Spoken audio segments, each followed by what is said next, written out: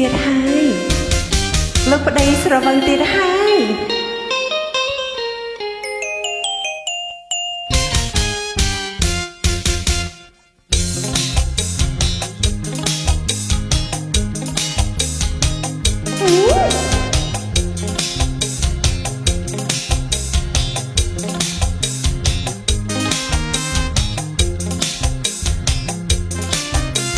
មិនតន់ដឹងខ្លួនទៀតទេចាលោកប្តី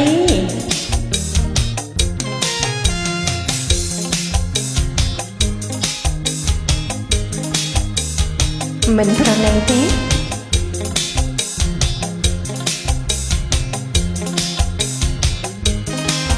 អូននិយាយសឹងតែរាល់ថ្ងៃ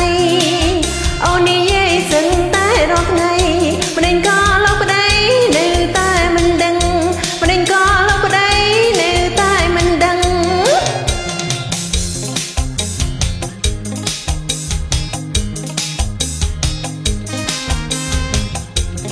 មិនតែម្ដងទេច្រើនដងណាស់ព្រោះខ្ញុំមិនបងឯងស្រវឹងព្រោះខ្ញុំមិនបងឯងស្រវឹងតើមិនឲ្យខ្ញុំខឹងឯណាបានតើមិនឲ្យខ្ញុំខឹងឯណាបាន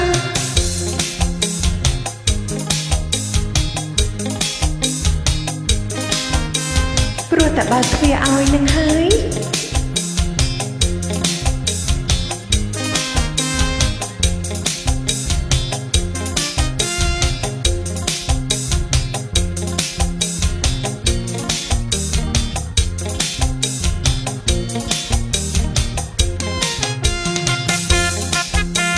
ល្មមហើយលោកប្តី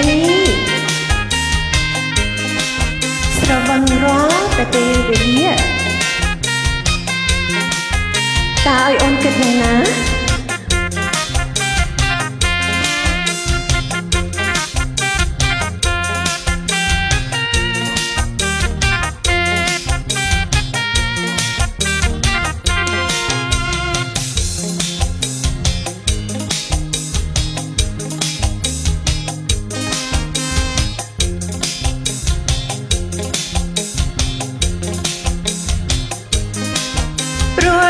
មិនបងឯងស្រវឹង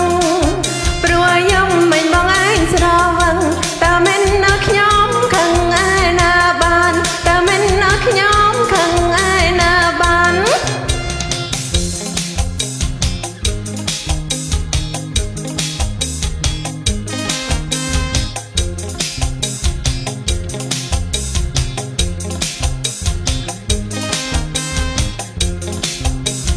ថ្ងៃក្រោយបងនៅទីនោះហើយមិនបាច់មកប្រទេសវិញទេ